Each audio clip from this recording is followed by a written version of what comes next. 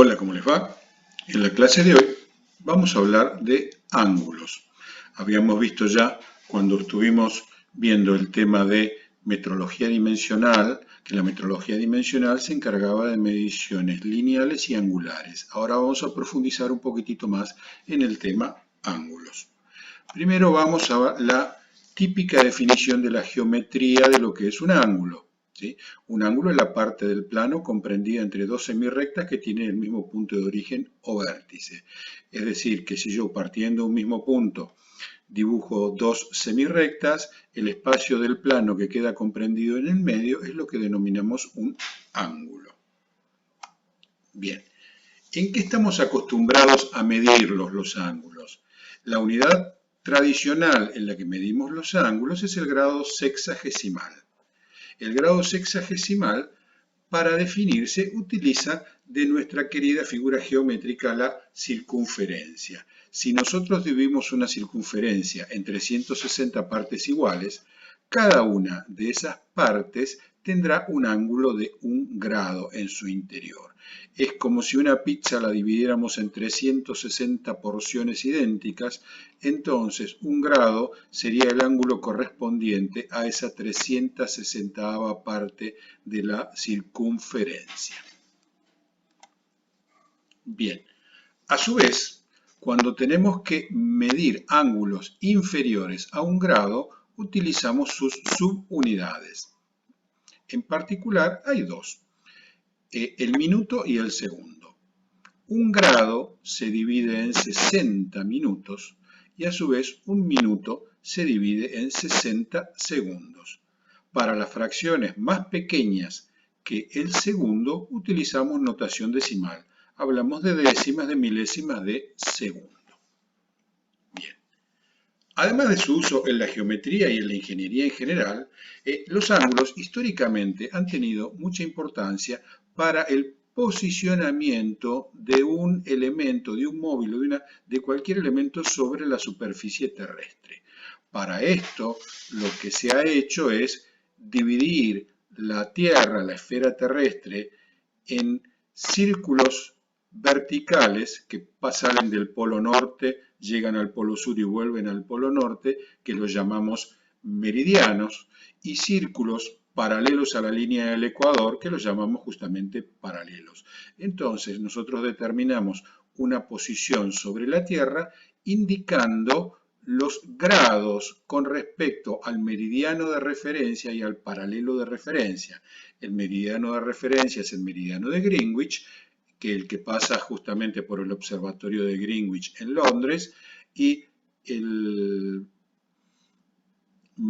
paralelo de referencia es la línea del ecuador terrestre.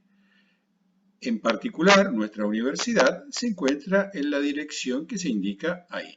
34 grados 46 minutos 29,4 segundos de latitud sur y 58 grados 16 minutos 3 segundos de longitud oeste. Veamos cómo aquí para la fracción de segundos utilizamos notación decimal. Bien, hay infinidad de clasificaciones de los ángulos. Acá vamos a ir muy rapidito a nombrar solamente algunas. En particular, vamos a hablar de la clasificación por su tamaño. Si un ángulo es menor que 90 grados, decimos que el ángulo es agudo. Si el ángulo tiene exactamente 90 grados, decimos que el ángulo es recto. Si tiene más de 90 grados, decimos que es obtuso. De la misma manera definimos un ángulo convexo, un ángulo cóncavo, un ángulo llano, 180 grados exactamente, un ángulo completo que es una circunferencia completa, 360 grados. Bien. También podemos clasificar a sus ángulos por su relación con otros ángulos. Cuando la suma de dos ángulos da 90 grados, decimos que los ángulos son complementarios. Cuando la suma de dos ángulos da 180 grados, decimos que son suplementarios. Y hay más clasificaciones de esta clase. Bien.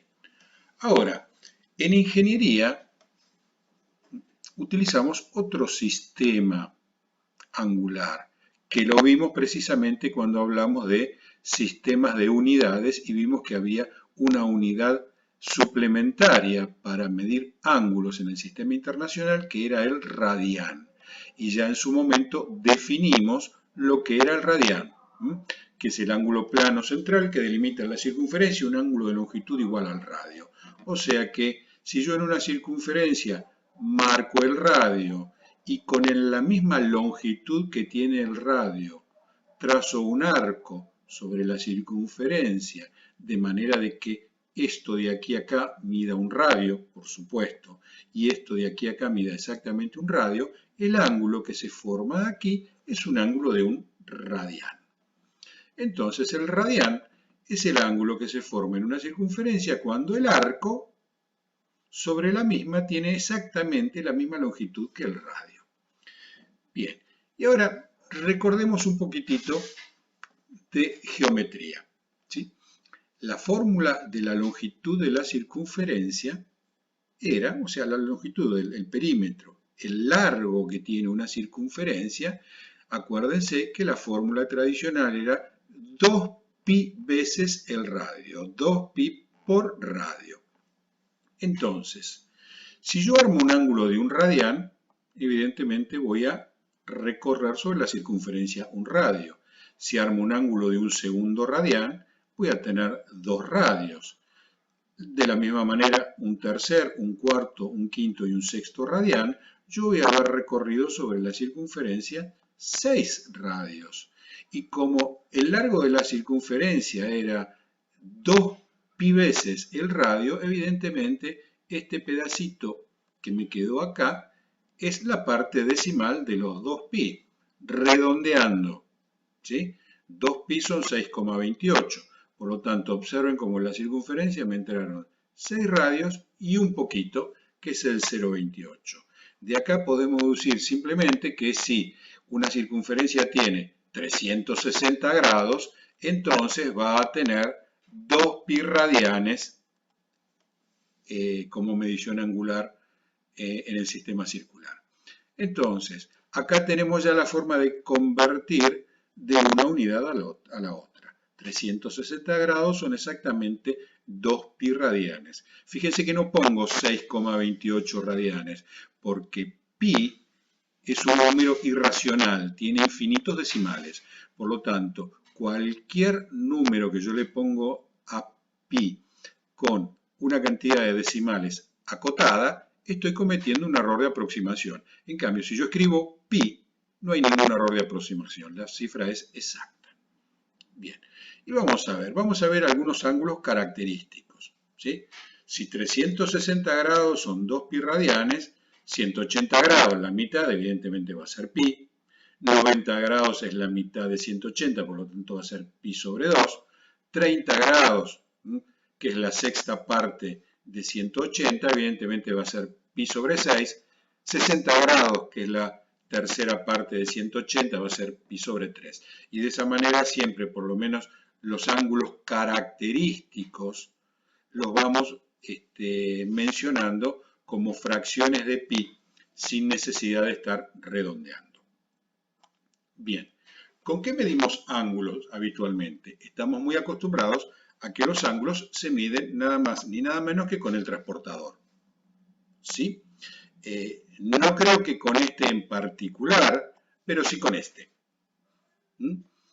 Entonces, no vale la pena que perdamos tiempo sobre cómo se usa el transportador, porque evidentemente ustedes ya en la escuela primaria y en la escuela secundaria muchas veces utilizaron el transportador para medir ángulos, por lo tanto es un conocimiento que se asume que todos los estudiantes universitarios ya lo tienen sabido. Sigamos adelante con el tema.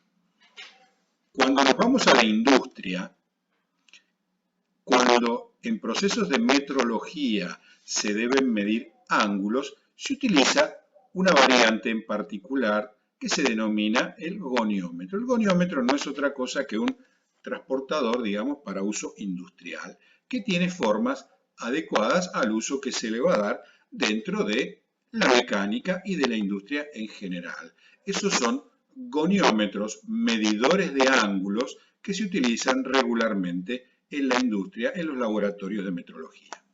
Y en particular ese que se lo coloco ahí como nota de color son radiogoniómetros que se utilizan como sistemas de navegación aérea en los aviones pequeños. Y ya que estamos hablando de ángulos, vamos a hablar ahora de una figura geométrica que es justamente el triángulo, y un triángulo en particular que es el triángulo rectángulo. Se llama triángulo evidentemente porque tiene 3 ángulos, y se llama triángulo rectángulo porque tiene un ángulo recto. Recuerden que el ángulo recto era un ángulo que tiene exactamente 90 grados. Y como la suma de los ángulos interiores de un triángulo siempre es 180 grados, evidentemente no existe ningún triángulo que pueda tener más de un ángulo de 90 grados. Si este ángulo es de 90, evidentemente este ángulo más este me tiene que dar 180 grados. El gran estudioso de los triángulos rectángulos ha sido, sin duda, Pitágoras, al que vemos allí atrás, rodeado de triángulos y de ángulos, que se encargó de ponerle nombre a los lados del triángulo rectángulo. Observen que el lado más grande, que es el que es justamente el opuesto al triángulo, al ángulo recto, se denomina hipotenusa. La hipotenusa es el lado del triángulo rectángulo, que se opone al ángulo recto. Y los dos lados que forman el ángulo recto, los dos lados adyacentes al ángulo recto, se denominan catetos. Según el tamaño, cateto mayor o cateto menor. Pero los dos lados adyacentes al ángulo recto, se denominan catetos y el lado opuesto al ángulo recto se denomina hipotenusa. El señor Pitágoras nos enseñó un teorema que es muy importante en la geometría, en la física y en la ingeniería, que es el teorema de Pitágoras. El teorema de Pitágoras relaciona los 3 lados de un triángulo rectángulo. Su enunciado es el siguiente. En todo triángulo rectángulo, el cuadrado de la hipotenusa es igual a la suma de los cuadrados de los catetos. Observemos este triángulo, ¿sí? La letra C, evidentemente, es la hipotenusa. Es el lado opuesto al ángulo recto. A y B son los catetos, que son los lados que forman el ángulo recto. ¿Qué es lo que me dice el teorema de Pitágoras? Que el cuadrado de C es igual a la suma de los cuadrados de los catetos, o sea, la suma de A al cuadrado y B al cuadrado. Expresado matemáticamente, no es otra cosa que esto. C al cuadrado es igual a A al cuadrado más B al cuadrado, donde A, B y C, evidentemente, en este caso, estamos hablando de longitudes de una figura geométrica. Bien, ahora, si yo tengo que determinar el valor de la hipotenusa conociendo el valor de los catetos, evidentemente lo que tengo que hacer en la fórmula anterior es aplicar la operación inversa a la potenciación, que es la radicación, por lo tanto la hipotenusa va a ser igual a la raíz cuadrada de la suma de los cuadrados de los catetos. Y de la misma manera, operando con muy sencillas reglas algebraicas la primera ecuación, yo puedo determinar, si conozco las otras dos, el valor de A o el valor de B, simplemente aplicando esas dos relaciones que se despejan muy sencillamente de la fórmula, digamos, madre del teorema de Pitágoras. Bien, ahora, además de Pitágoras relacionar los 3 lados que tiene un triángulo, comenzó a relacionar los ángulos de un triángulo con los lados. Y se dio cuenta de que había varias relaciones que tenían cierta constancia. Y las definió de esta manera.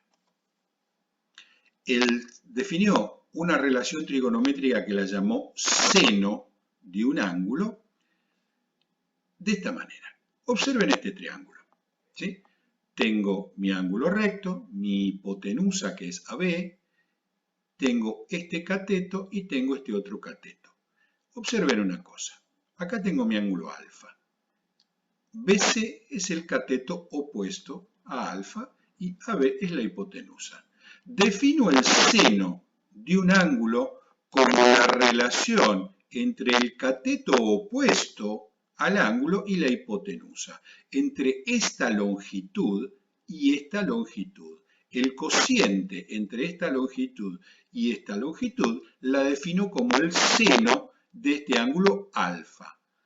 El seno de este ángulo alfa es el cociente, la división entre el lado opuesto sobre la hipotenusa. Analógicamente, defino el coseno de este ángulo alfa como el lado adyacente dividido la hipotenusa. Cateto adyacente dividido hipotenusa. Y siguiendo con el mismo razonamiento, defino la tangente de este ángulo alfa y la defino como lado opuesto sobre lado adyacente, o en los términos pitagóricos, cateto opuesto sobre cateto adyacente. Si yo midiera con una regla el segmento BC, midiera con una regla el segmento AC e hiciera el cociente, obtendría la tangente de este ángulo alfa que está ahí indicado. Bien, observen en esta relación donde les acabo de mostrar que en un mismo triángulo, o sea que hay un ángulo de 30 grados, vamos a verlo de vuelta. Observen cómo distintos triángulos pueden tener un ángulo en común y se conserva la relación de proporcionalidad. ¿Sí? Si ese ángulo es 30 grados, observen que ese ángulo de 30 grados puede ser un ángulo de infinitos triángulos que pueden dar esa relación. De ahí que el seno de un ángulo es una medida de proporcionalidad universal independientemente del tamaño que tenga el triángulo, siempre que se conserve la relación, en el caso del seno, entre el cateto opuesto y la hipotenusa. Pueden ver que el seno de 30 grados, si lo hacen con la calculadora, les va a dar exactamente 0,5 y va a ser igual a cateto opuesto sobre hipotenusa, 4 metros sobre 8 metros, en el segundo triángulo 5 metros sobre 10 metros, en el tercer triángulo 7 metros sobre 14 metros, pero siempre la relación se va a mantener. Y la otra cosa importante de ver con respecto a las relaciones trigonométricas, observen que como es una división y la unidad está en el numerador y en el denominador, las unidades se simplifican, lo que hace que las relaciones trigonométricas no tengan unidad, sean un número sin ninguna unidad asociada. Bien, cabe acotar una cosita antes de pasar a las funciones inversas. Las relaciones trigonométricas no son 3, son 6. Nosotros en taller de ingeniería solamente le vamos a hablar de estas 3 directas, pero hay 3 que también son las complementarias de estas, que se llaman secante, cosecante y cotangente, que se verán en el curso de Matemática 1 y que están fuera del alcance de nuestra materia. Pero sí, lo que es importante es que vean las funciones inversas, a seno, coseno y tangente. ¿A qué me refiero? Ustedes dicen que el seno de un ángulo de 30 grados es 0,5. Lo pueden hacer con cualquier calculadora, lo pueden ver como vimos recién con esos diversos triángulos que dibujamos. Ahora, si a mí me dicen que el seno de 30 grados es 0,5, entonces el arco cuyo seno vale 0,5 es de 30 grados. Es la función inversa. Dado un seno, averiguo el ángulo al cual corresponde. Repito, dado el valor de un seno, averiguo a qué ángulo corresponde ese seno. Lo mismo pasa con la tangente, lo mismo pasa con el coseno. Las funciones inversas se denominan arco. Arco seno, arco coseno, arco tangente. Aunque a veces en las calculadoras nos vamos a encontrar una notación sajona, ¿sí?, que la llama de esta manera. Si ustedes es prácticamente seguro que en las calculadoras que tienen van a encontrar que para calcular el arco seno van a tener que utilizar la función seno a la menos 1, que normalmente es la misma tecla que seno, pero apretando una tecla auxiliar que es la tecla Shift. Entonces, acuérdense, en las calculadoras normalmente científicas, a la función arco seno se la llama seno a la menos 1, a la función arco tangente, tangente a la menos 1, y a la función arco coseno, coseno a la menos 1. Pero estamos hablando de lo mismo. Tengan en cuenta otra cosa con el uso de las calculadoras. Las calculadoras científicas normalmente tienen 2 o 3 sistemas de unidades para calcular las relaciones trigonométricas. Asegúrense de que la calculadora que están usando ustedes esté ajustada para trabajar en grados sexagesimales o en radianes, según el ejercicio de que se trate. La prueba fácil, siempre hagan fácil, es un número fácil de acordarse. Hagan seno 30 igual. Seno 30 igual les tiene que dar 0,5. Si hacen seno 30 igual y no les da 0,5, significa que la calculadora la tienen ajustada para utilizar otra unidad y no la sexagesimal. Bien, vamos a ver algunas relaciones trigonométricas. Si ustedes en la calculadora, y insisto, hacen seno de 30 grados, les va a dar 0,5. Pero si hacen el coseno de 60 grados, les va a dar exactamente lo mismo, 0,5. Si hacen el seno de 45 grados, les va a dar, redondeado a 2 decimales, 0,71. Si hacen el coseno de 45 grados, les va a dar exactamente lo mismo, 0,71. Si hacen el seno de 60 grados, les va a dar 0,87. Si hacen el coseno de 30, les va a dar 0,87. Observen, cuando hablamos de las relaciones de un ángulo referido a otro ángulo, cuando dos ángulos sumaban 90 grados, decíamos que eran ángulos complementarios. De este simple ejemplo podemos ver que siempre el seno de un ángulo es igual al coseno de su complemento. El complemento de 30 grados es 60. 30 más 60 es 90. Y el seno de 30 es igual al coseno de 60. El complemento de 45 evidentemente es 45 también. Fíjense que el seno de 45 es igual al coseno de 45. Y de allí podemos sacar una de las relaciones trigonométricas más sencillas, que es que el seno de alfa es igual al coseno de 90 menos alfa, o el coseno de alfa es igual al seno de 90 menos alfa, que es la forma matemática de expresar que un seno de un ángulo es igual al coseno de su complemento, de lo que le falta para llegar a 90 grados. Una relación muy habitual también es la que van a ver ahí. Tangente de alfa es igual a seno de alfa sobre coseno de alfa, que se deduce muy sencillamente de las definiciones de seno, coseno y tangente. Bien, relaciones trigonométricas hay docenas. Ya en cursos de matemáticas superiores las van a ir viendo.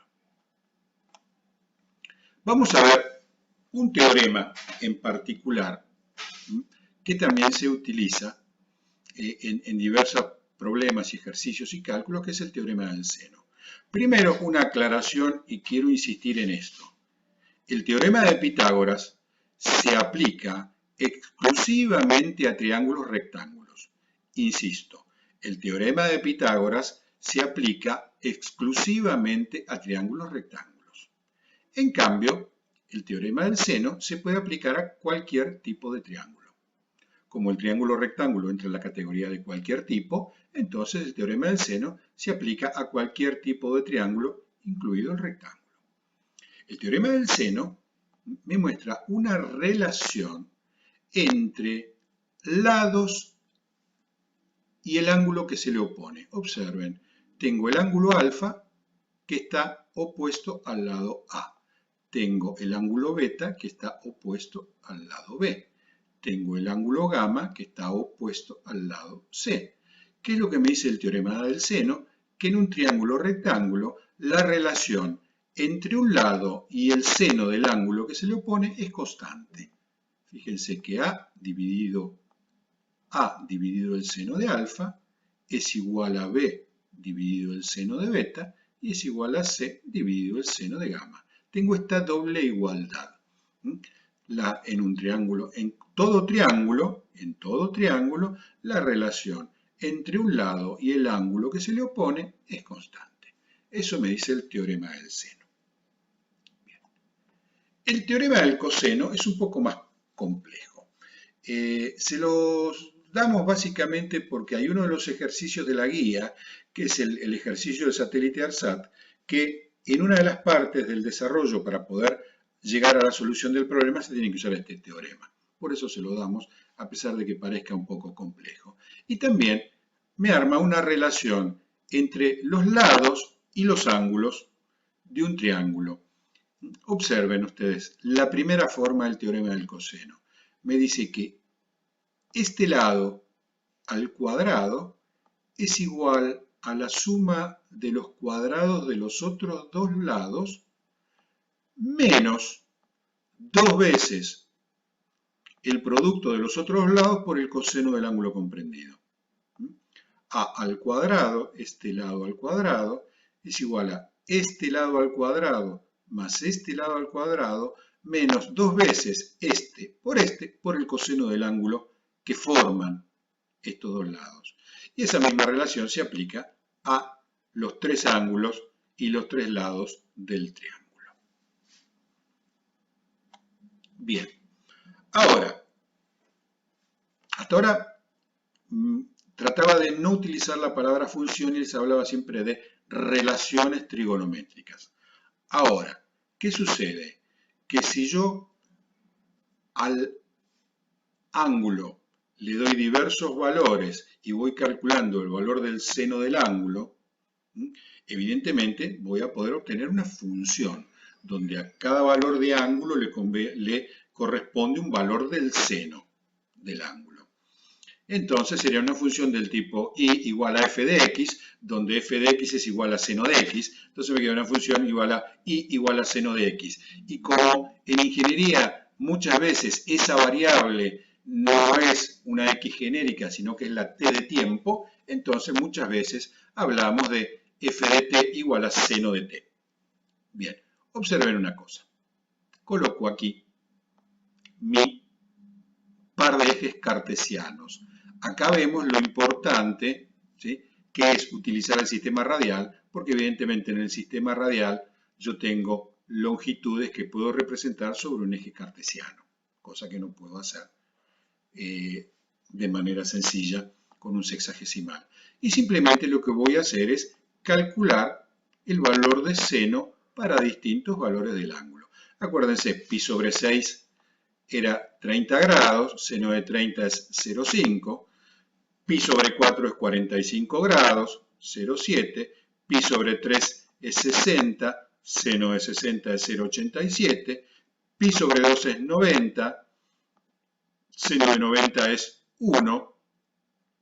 Si me voy a 120 grados, voy a obtener de vuelta 0,87. Si me voy a 135 grados, voy a obtener de vuelta 0,71. Si me voy a 150 grados, voy a obtener de vuelta 0,5. Si me voy a 180 grados, voy a obtener 0. Y luego vienen los valores negativos, que se entienden básicamente porque los valores de x y de y en este cuadrante son ambos negativos. En este tengo x positivo y positivo, en este tengo x negativo e y positivo, y según en cada uno de los cuadrantes que esté, por la relación que existe entre cateto e hipotenusa, los signos me van a dar que el seno de un ángulo puede ser positivo o negativo. Bien, observen que el valor máximo al que llega es más 1 y el valor mínimo al que llega es menos 1. La función seno de x o seno de t está acotada siempre entre más 1 y menos 1. A su vez, observen que la forma va a ser una forma de tipo repetitiva. Después lo vamos a ver un poquito con el tema de funciones periódicas. Es importante que se metan esta forma en la cabeza porque todos los fenómenos ondulatorios de la naturaleza tienen forma senoidal. La luz que llega a sus ojos tiene forma senoidal. La electricidad del enchufe tiene forma senoidal. Y todos aquellos procesos que no tienen formato senoidal, ya en alguno de sus cursos superiores de análisis matemático, van a ver que a través de una transformación matemática llamada serie de Fourier y transformada de Fourier, van a ver que siempre se pueden descomponer en una suma de senoides. De ahí que sea tan importante la función senoidal. Vamos a representar ahora el coseno. Si ven el coseno, van a ver que el coseno en realidad tiene exactamente la misma forma que el seno, pero está desplazada a 90 grados. Está desplazada pi sobre 2, pero es exactamente igual. Bien, ahora vamos a dibujar la tangente. Observen la forma particular que tiene la tangente esa. Si ustedes estuvieron jugando con la calculadora y si no estuvieron jugando con la calculadora, les propongo ahora que se pongan a jugar y traten de calcular la tangente de 90 grados, pi sobre 2. Van a ver que no van a poder. La tangente de 90 grados le va a dar error la calculadora. Entonces hagan la siguiente prueba. No calculen la tangente de 90, calculen la tangente de 89. Y luego la de 89,9. Y luego la de 89,999. Van a ver que cuanto más se acercan a 90 grados, más grande es el valor que toma la función tangente de 90 grados. De la misma manera que si se pasan de 90, levemente, en lugar de 90, calculen la tangente de 90,01 grados, va a ver que le va a dar un número negativo muy grande. Como se observa bien claramente en las curvas, ¿sí? Acuérdense un poquito de matemática, existe una asíntota vertical en pi sobre 2 en 90 grados y una discontinuidad de la función. La tangente en 90 tiende a infinito, según que vayamos por izquierda o por derecha, a más infinito o menos infinito. Bien. Como le dije anteriormente, la función seno se repite a lo largo de su periodo. Es una función de tipo periódica.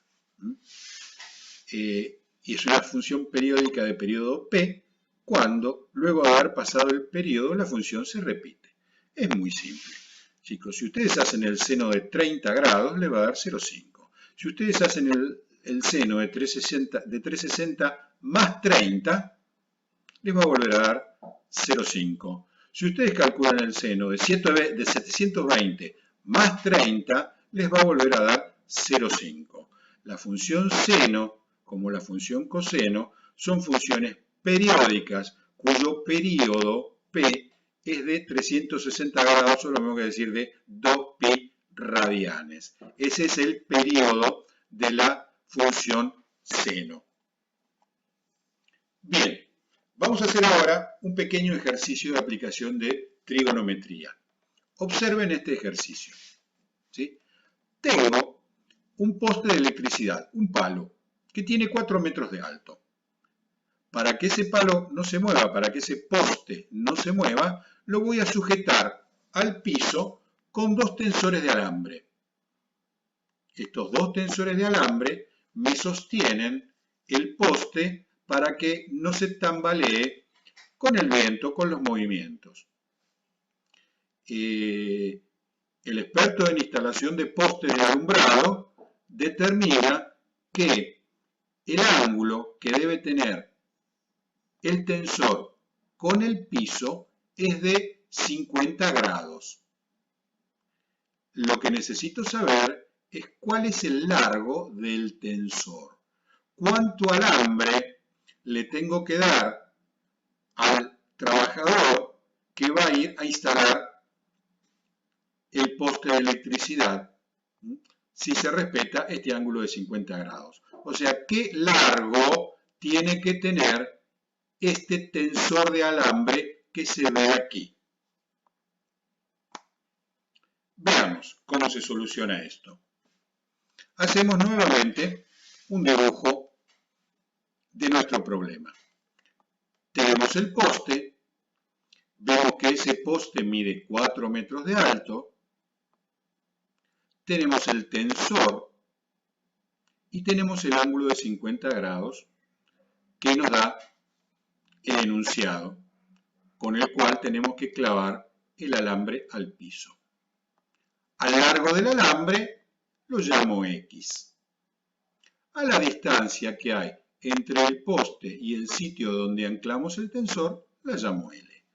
Si ustedes ven el esquema, el dibujo, y aplican la bendita capacidad de abstracción que tenemos que utilizar como herramienta, como competencia de los ingenieros, se van a dar cuenta rápidamente que se trata de un triángulo rectángulo. Entre el poste, el piso y el tensor se ha formado un triángulo rectángulo, donde el ángulo recto lo tengo aquí en la base del poste. El tensor no es otra cosa que la hipotenusa.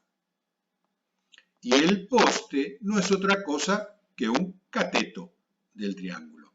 Un cateto es este poste, que mide 4 metros, y el otro cateto es el piso, denominado acá L, que no sabemos cuánto mide. Y sabemos, por dato del problema, que este ángulo que debe formar el alambre con el piso es de 50 grados. Bueno, acá tenemos que empezar a buscar con qué relación trigonométrica podemos resolver el tema. Algunos pensarán usar Pitágoras, pero el tema es que tengo dos incógnitas solamente, porque de los 3 lados del triángulo conozco uno solo. Por lo tanto, no puedo usar Pitágoras porque no tengo los datos suficientes. Bien, entonces, veamos, ¿qué relación trigonométrica podríamos aplicar? Y acá diría que el consejo es, veamos con las fórmulas y apliquemos el arte de lo posible. ¿Puedo calcular la tangente de este ángulo? Para calcular la tangente necesito el lado opuesto y necesito el lado adyacente. Y diría que, no sé, pero seguro que si calculo la tangente, lo que yo tengo que averiguar que la X no está en la fórmula. Entonces la tangente no me sirve. ¿Puedo aplicar el coseno? Y en el coseno tengo el lado adyacente y la hipotenusa. Ah, perfecto, pero el lado adyacente no lo conozco. Por lo tanto, no puedo aplicar coseno.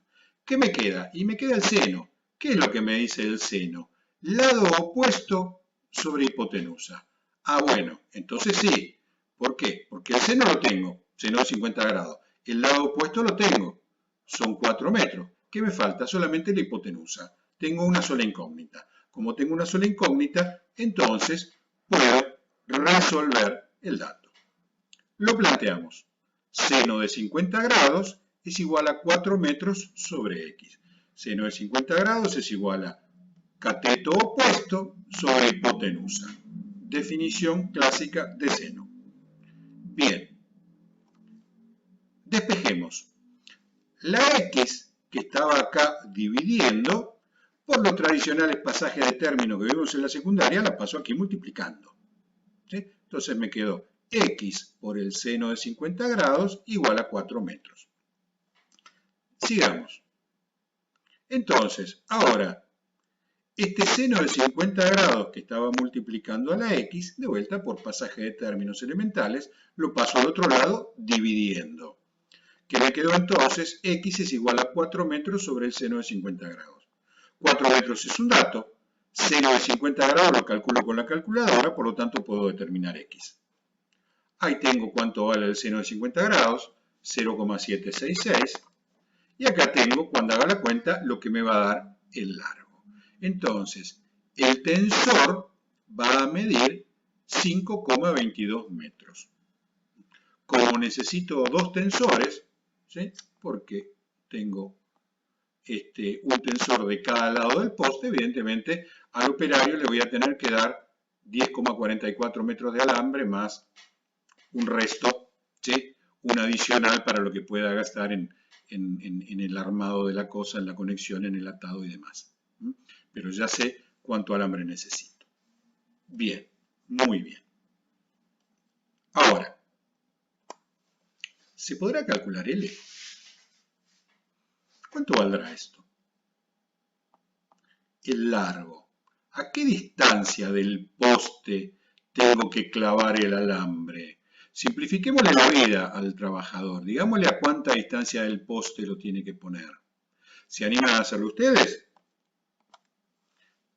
Les doy una ayudita o los termino de hundir. Para calcular el valor de L, tengo 4 caminos diferentes. A través de 4 caminos diferentes, yo puedo determinar el valor de L.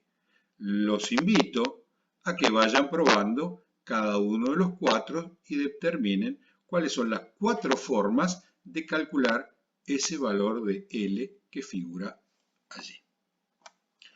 Bueno, con esto damos por terminada la clase de ángulos. Muchas gracias.